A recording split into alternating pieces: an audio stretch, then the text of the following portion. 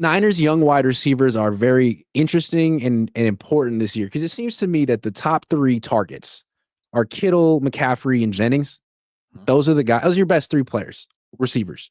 And they're good, but they're all kind of similar in the sense that they're short to intermediate receivers who work over the middle. Like eventually, defenses are just kind of going to constrict themselves if they don't feel like there's someone who can beat them over the top. And I think that's why Jacob Cowing, Ricky Pearsall, Jordan Watkins, three really fast receivers are here. I think Kyle Shanahan understands what defenses are going to eventually do to his offense. And they're going to try to take away that intermediate throw over the middle, which is his bread and butter, that in route. And so he's going to try to beat him over the top. They're working on the post route a lot in camp. Do you feel like do you feel like that's an evolution of the offense that this group can pull off, like the long ball?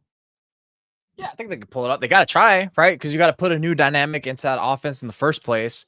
And even before last season, I remember like just talking about like, look, if Kyle Shanahan wants to evolve his offense, he's got to like step up his passing game. Like, forget Brock Purdy. Like, yes, we know his limitations with the deep ball, but the real limitation in the passing game is probably Kyle Shanahan because like it just feels like it lacks creativity. And there was a podcast, like a middle cost podcast, where he had Jay Gruden on. Jay Gruden's like, yeah, like his passing game is not to say it's bad or even average, but it's like it just have like a lacking sense. That's why you always hear that notion of tying the run to the pass, where if the run gets bottled up, it's like these guys don't have just straight up just drop back passing game. We got to make these guys pay. And one way you make them pay is we need guys going down deep. We need to just throw them. If they're incomplete, it's like, oh God, we got to worry about that. That's why I think kind of ties into why they got Demarcus Robinson. He's there to help out the red zone and give them an extra vertical threat. And then you have these youngsters that you want to build like a core for the future as well to develop with Brock Purdy. So with Watkins, Pearsall, and Cowing, those guys, those will be perfect. So yeah, that should be with the role that they're going for because they've been lacking that explosive element in their offense in the passing game. It's usually just been like some one-offs, like it's a little 20-yarder, which are kind of some bombs, but I kind of like what they're doing with the developing here, and that's what they should be doing. This is the way you kind of go to give yourself that new dynamic to elevate yourself.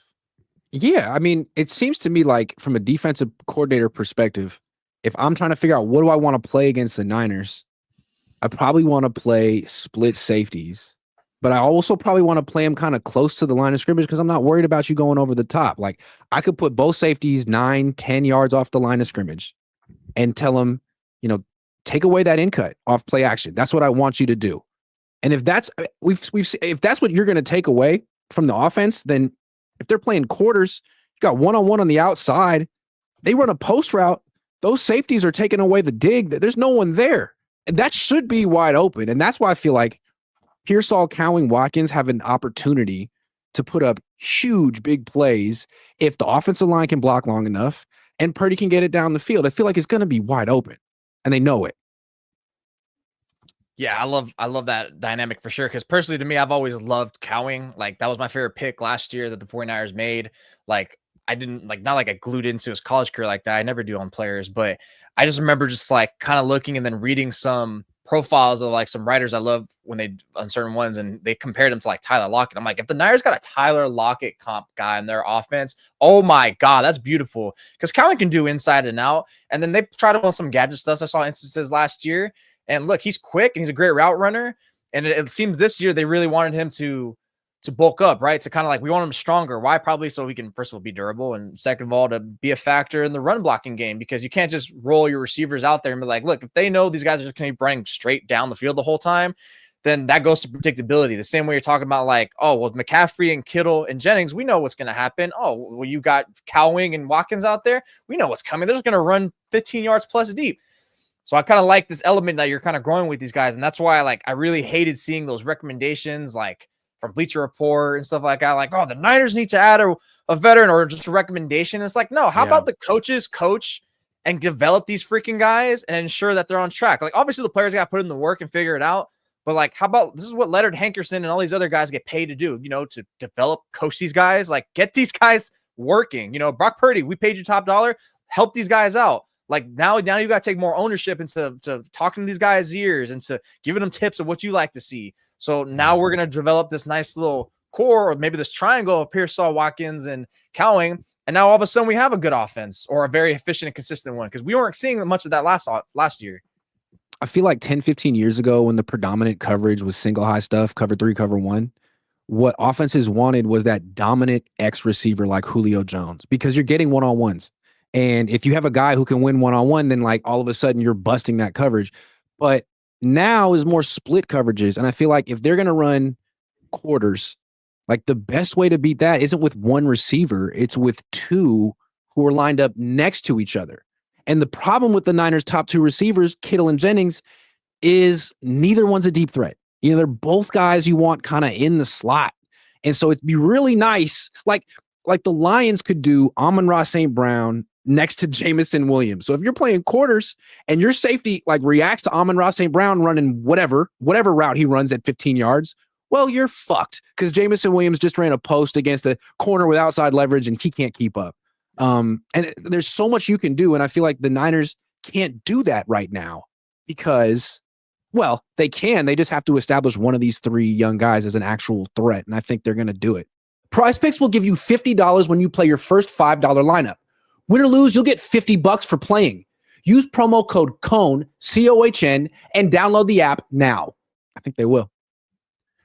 I think it's going to work out perfectly because one of Shanahan's staples is always calling those little mid-moderate, crossers, like dig route, dagger routes that he likes to call. So it's like, all right, cool. Hey, Purdy, identify that defense. If there's only one defender back there, just chuck it to Cowling or someone. Oh, nope. Brandon Ayuk or Juwan Jennings, 10, 12 yards. We're good. He's trying to make it almost a 2-reader and kind of also identify the defense. This is where it gets tricky, though, when you get like those good defensive coordinators when they're masking, and that's where Purdy gets a little confused. So that's going to be like, but how often are you going to face those high-level coordinators in a season, especially on a weak schedule like the Niners have, like maybe like 3 tops? You're not going to face a bunch of Jim Schwartz out there or a bunch of, I don't know, Brian Flores is. So it's like, dang, you're going to take those all day. Or maybe against, McDonald and the Seahawks, I'll probably be like your little fits. But ultimately, I think you're looking at way more like you're just really going to slice up their defense and gash them more and just open things up for your offense and for Purdy, because that's pretty much what you need. Like, you invested money in this guy. Like, let's make sure we get a good open offense so he's not getting so flustered back there. I mean, you talked about they're going to face a really good D coordinator week 1 in Mike McDonald. And the Seahawks are going to be geared up to take away Kittle, Jennings, and McCaffrey. They're going to be all over the intermediate middle part of the field.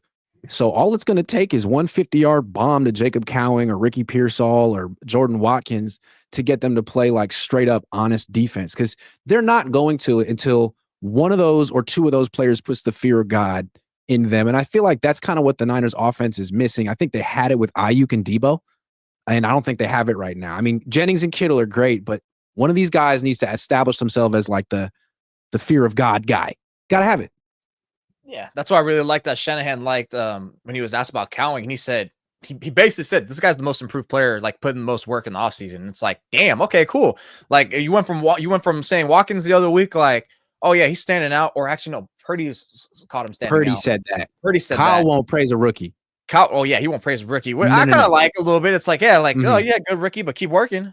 Keep working. Exactly. Cowing. It's been you 2 can't weeks. really praise Cowing other than the work, but it's telling that. Here's the thing: what I've always gathered from Shanahan since like covering this team for the last 7 years is, if he notices you put all that work in, what's the one thing he always harps on his receivers? He wants the work rate. Why? Because remember 2021, he put Ayuk in the doghouse because he was dogging it on the practice field. He knows Cowing's not going to have that. So I'm anticipating camp when you go there, and I go there for like 2 practices, is when you're probably going to see Cowing get a few more opportunities. And then it's going to be on him to really reel in those opportunities and show like Shanahan's like, okay, wow, here's some opportunities. He made most of it. We might have a role for you in this offense after all. Cool. Now we're rolling. Because honestly, I'm not really too high expectation on Pearsall. Like, I've got him very like sketched out on his hammies. My guy's got Carnitas hammies, the same one that they make at La Tapatia, dude. Like, I just wonder if it's the same leg. Like, is this the same leg? But even then, that's still like, I just don't think he's good enough to miss back-to-back off seasons. Like, a guy like him could become a good receiver, but I think you need to put in the work like Cowing is. And all I know is that Cowing didn't get opportunities last year, but he didn't get hurt. He didn't miss time. And I think all that time on task behind the scenes is showing. It is positive what am I trying to say? It's paying Like, off for him. It's yeah, get paying that off for him. momentum. Today he had 4 catches. He was good. And it's not like he's a one-trick pony just running fades or screens. Like he was running deep comebacks, digs, all kind of stuff. So that's him. And then you got Jordan Watkins, who had a good couple of weeks, but with the starters, he runs a corner when he's supposed to run a comeback. Ball goes to no one, and Purdy's like, the Andre Iguodala, so Watkins will get there, but he's not probably at Cowie's level right now in terms of like knowledge of what he's supposed to do.